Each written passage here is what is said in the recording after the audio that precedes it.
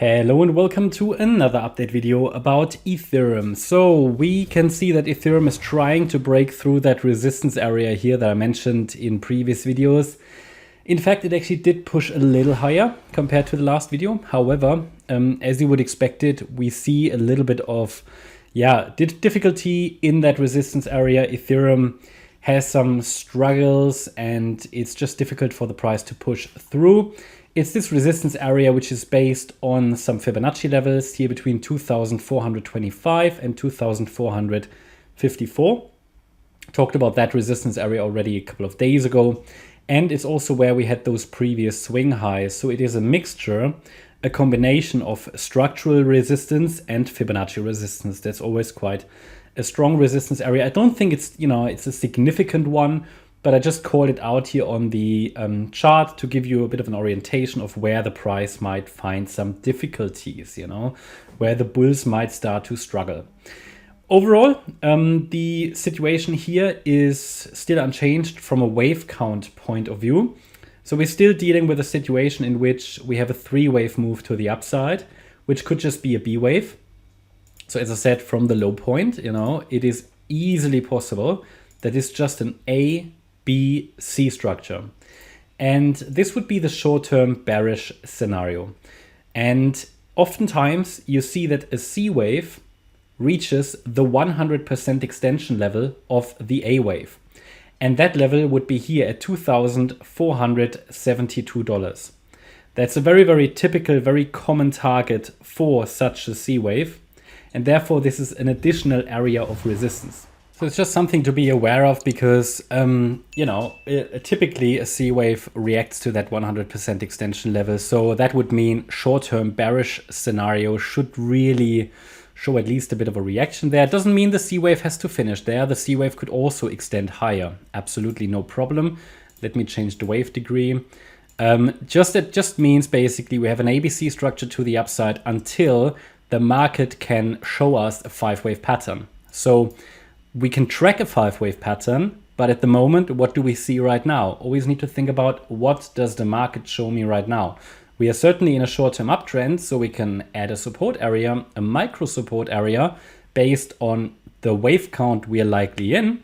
And as soon as that wave count breaks, or let's say as soon as that structure breaks, it tells us that probably this short-term bearish scenario is unfolding. So how do we manage that? So of course there is a short-term bullish and short-term bearish scenario. You always need one of each for risk management. Now let's say we are tracking the bullish case, which we're doing, okay, which is in yellow. We can really only say that wave 2 in yellow bottomed here on the 23rd of January upon successful completion of a 5-wave pattern to the upside. And what is the condition, or what are the parameters that this 5-wave structure needs to fulfill?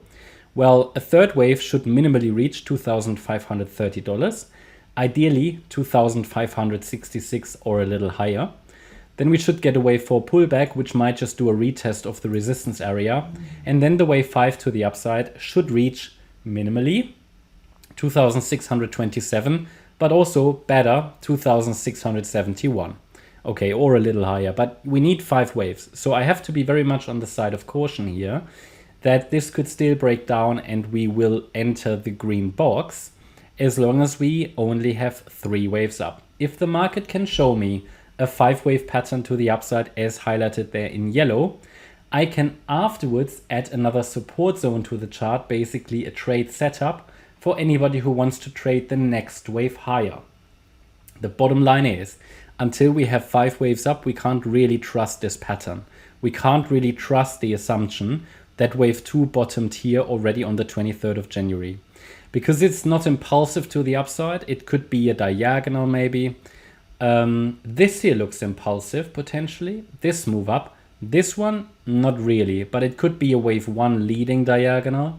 The wave 3 could be impulsive, the wave 5 could be impulsive. So I give the yellow count absolutely a chance, but do I fully trust it? Not really, until I see 5 waves up, all right? That also has to do with the larger context because we're dealing with a WXY structure here at best in the wave 2. And if we have a WXY, we need normally additional confirmation that a correction is complete. In addition to that, we had a massively overshooting X wave, which is also somewhat unusual. So I prefer to see a little bit more confirmation that we've bottomed in this wave 2. And then obviously, where should that larger third wave take us? You know, the larger wave degree to $3,500 plus.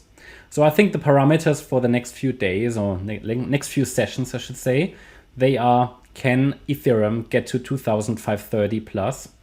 Then do we hold a wave 4 support? That's critical. And then the wave 5. We need to, at the moment, hold a micro support level. And the micro support at the moment is between 2,321 and 2,406. What's that based on?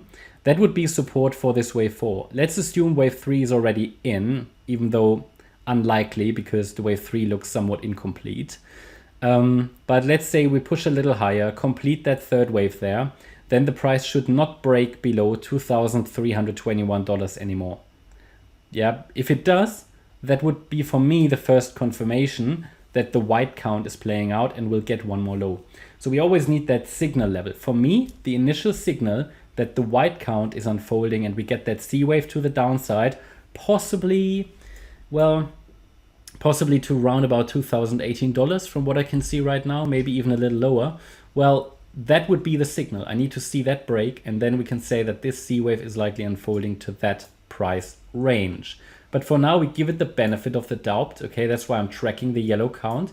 Just need to be aware that everybody just needs to be aware it could easily be an ABC structure in the white count. And the parameters should be clear that we can watch. The support area needs to be maintained and the price needs to hold above support at any time now to be able to form those 5 waves. And it looks as if in the third wave, it needs one more squiggle higher, which kind of makes sense because let's assume the third wave is really unfolding. Here's circle wave 3. A third of a third wave often reaches the 100% extension level. And also that is sort of, you know, it works quite well within the yellow count. What's my preference at the moment? I have to say I don't have a very clear preference here at this stage. I just simply let the market show me. We don't need to have a preference. The support area is very clearly defined. You know, I'm not trying to call this, but I'm telling you the key levels. That's the work of an analyst. I tell you the key levels that need to hold to keep the upside likely. Obviously, if you ask me my favorite, well, I'm watching for higher as long as we hold above support. But it also tells me from what point onwards I need to be in favor of the white count, which means C wave down below 2,321. Hope you liked the update. If you did, please hit the like button, leave a comment and subscribe. And if you really like the content, then please check out the channel membership. Also, make sure that you follow us on Instagram and Twitter for additional content. Thanks a lot for watching. Bye-bye.